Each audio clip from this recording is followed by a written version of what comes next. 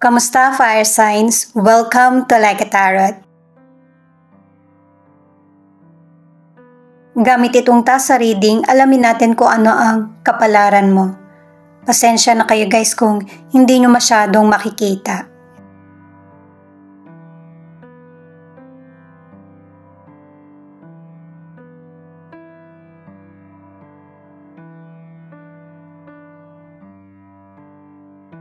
Sa mga decisions mo sa career o negosyo o kaya sa love life, walang makakapigil sa iyo.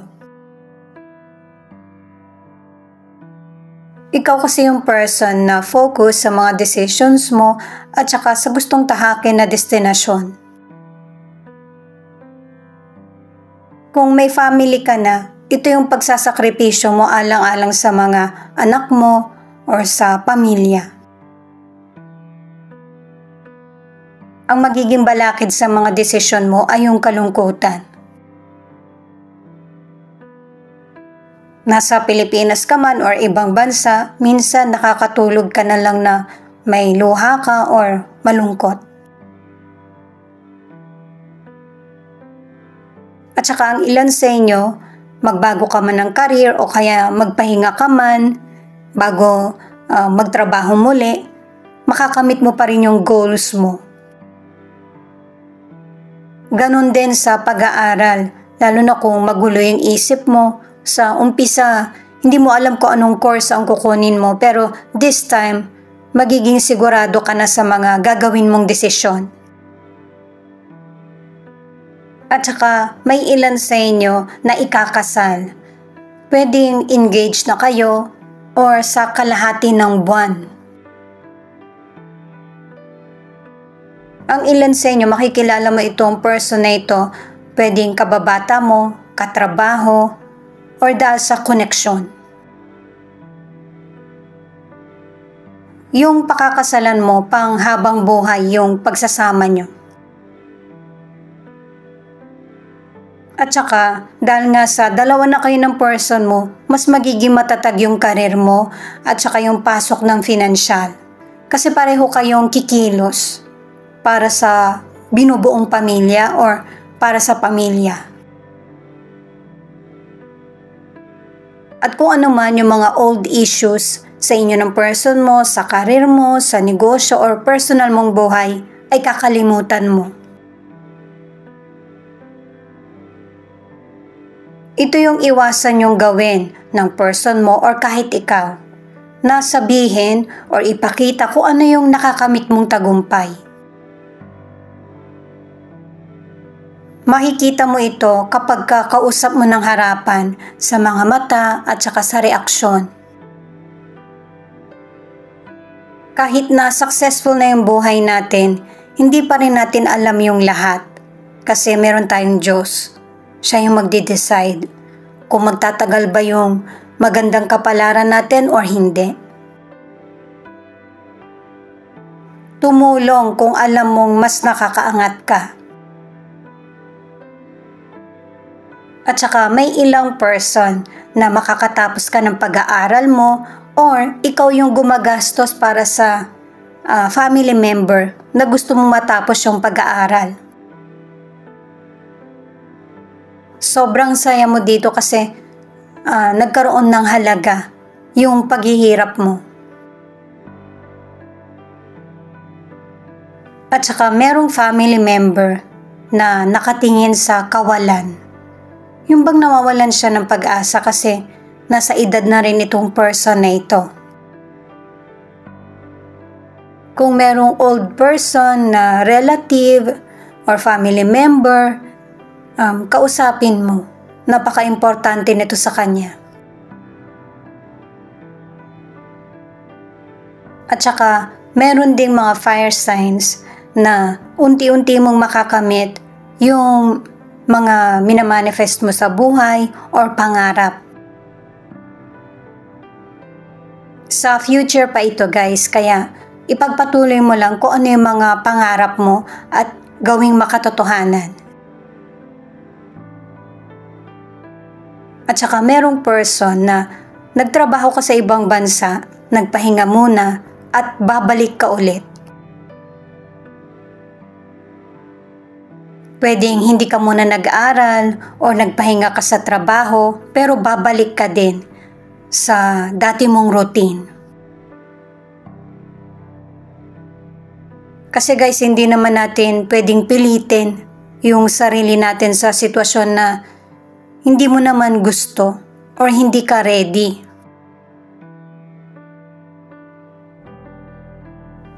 Gamit itong mystical cards, alamin pa natin kung ano yung message na ipapakita para sa mga fire signs. Kung ilan yung ipapakita, yun yung kukunin ko.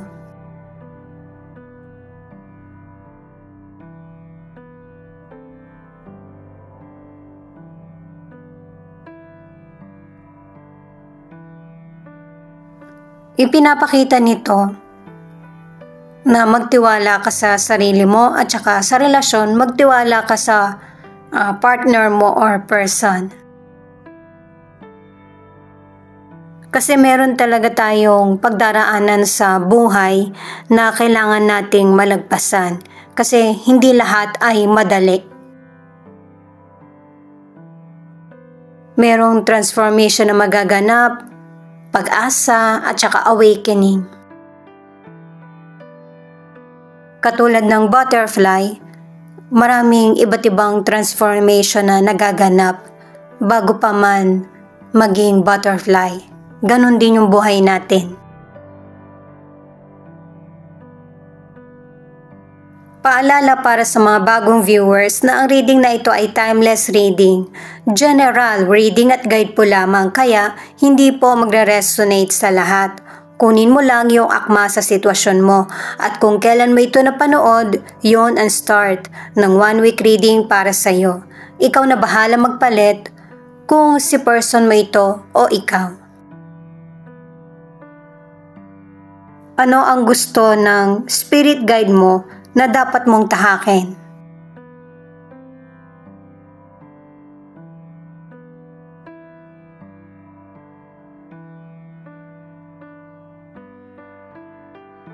Three of Wands in reverse, Eight of Pentacles in reverse, Knight of Cups. Ipinapaliwanag ng mga cards na ito yung mga disappointment na nangyayari sa buhay mo. At yung mga nangyayaring issue sa buhay mo, halimbawa katulad ng scam, o kaya meron kang nahiram na financial,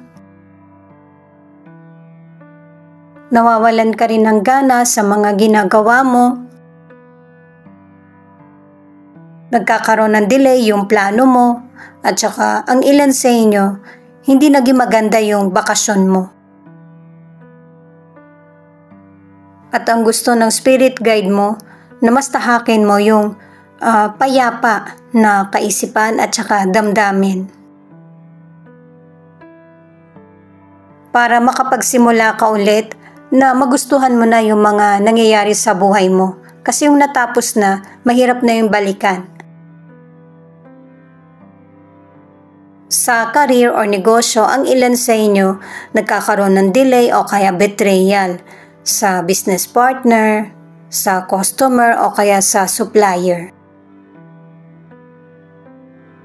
Sa career o negosyo, ang ilan sa inyo ikaw na lang yung gumagawa para sa ikakatahimik at saka detalyado or tama yung magagawa mo.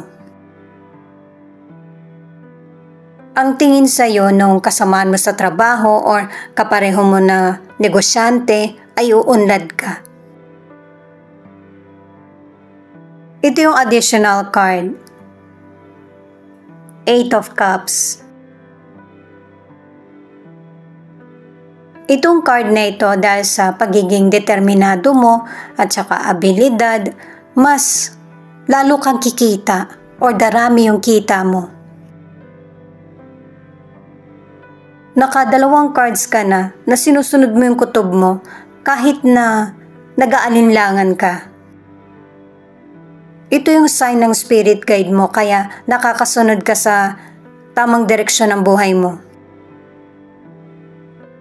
Para sa ilang single, mas i-open mo yung sarili mo sa mga bagong oportunidad at saka mga bagong kakilala. Kasi yung potential person na makakarelasyon mo, wala sa malapit. Para sa ilan na nasa relationship, kahit taliwas sa naiisip mo yung gusto ng person mo, ay subukan mo pa rin para malaman niya at matutunan kung ano yung makakabuti at hindi.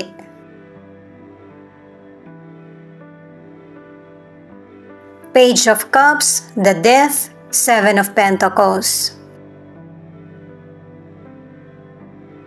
Ano man ang edad mo, may panahon talaga na mabilis mag-init yung ulo mo or maging moody ka. Pero darating yung panahon na matatapos lahat ng paghihirap mo at aanihin mo yung mga pagsusumikap mo. At saka nakabuti sa iyo yung mga trials, challenges na dumating sa buhay mo kasi mas naging mabuti kang tao. Pinagdaanan mo kaya nauunawaan mo yung kapwa mo. Sa financial, pabor yung kapalaran sa iyo kasi yung nahiram mo na financial, unti-unti mong nababayaran. Magaling ka ring mag-budget kasi hinahanap mo or nagre-research ka kung saan mas makakamura. At saka, bukod sa pabor yung kapalaran, sa financial may mga unexpected na money na dumarating sa iyo. May paglago at saka pagpapalawak, lalo na kung meron kang negosyo. Pinapaalalahanan ka ng cards na ipagpatuloy mo yung ganitong gawain na marunong kang mag-control, mag-budget ng financial mo para hindi ma-bankrupt or hindi masayang yung mga paghihirap mo. Ang ilang single, naging busy ka kaya nawalan ka ng time dun sa potential person.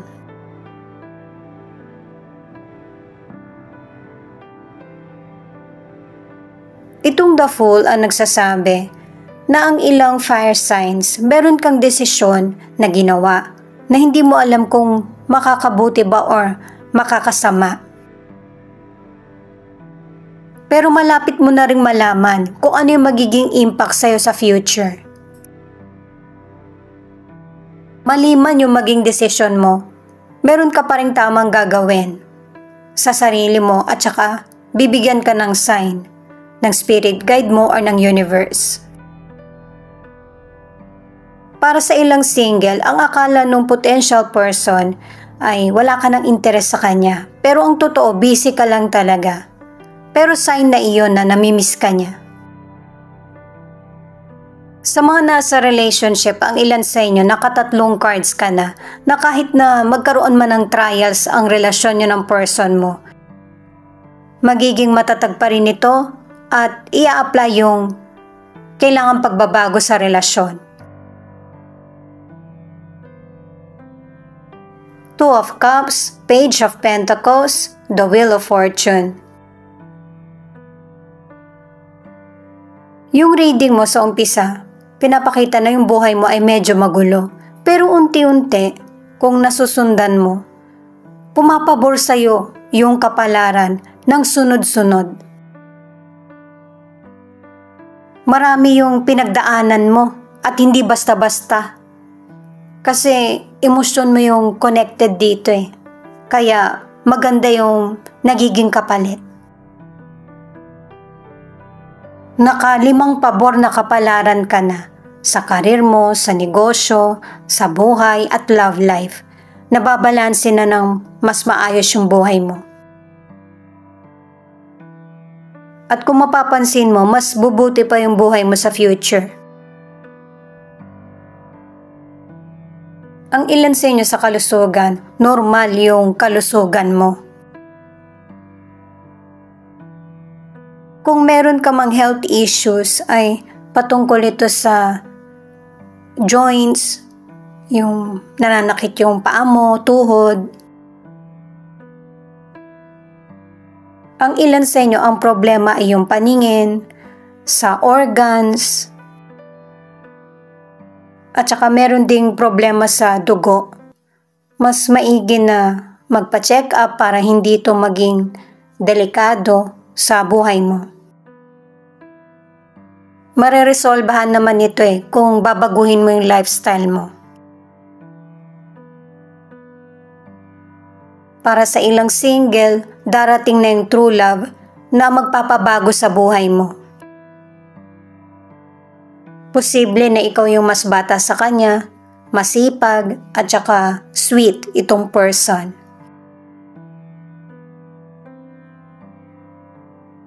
Itong The Sun, ibig sabihin, klaro sa iyo yung tinatahak mong direksyon, na tama yung sinusundan mo.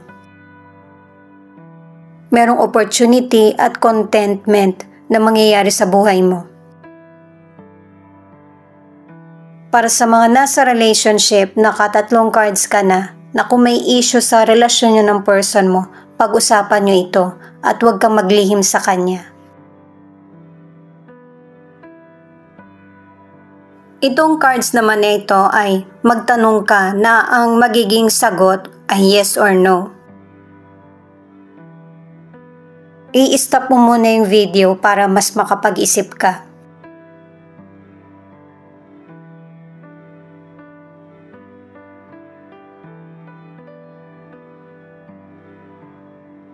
Ang sagot sa katanungan mo ay no.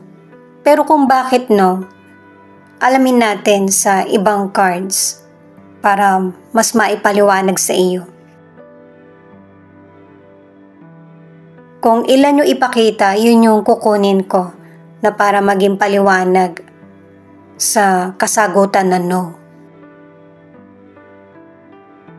At saka huwag kang madismaya kung no man yun naging sagot. Kasi kadalasan, yung mga minamanifest natin, hindi naman agad-agad dumarating. Dumedepende rin ito sa pag-aksyon mo. Dahil sa totoo yung sinasabi ng mga tao na nasa Diyos ang awa, nasa tao yung gawa. Ito na yung dahilan kung bakit no. Darating yung kasagutan sa tanong mo, yung mga panahon na hindi mo inaasahan. Or yung kung kailan hindi mo na inaabangan na mangyayari pa.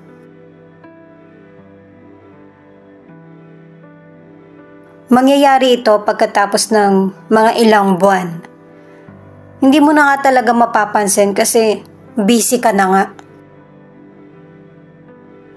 May maganda ng bunga yung pagsusumikap mo. Pagkatapos ng ilang buwan, di ba sinabi? Pwedeng March, April, May, September, October, or November.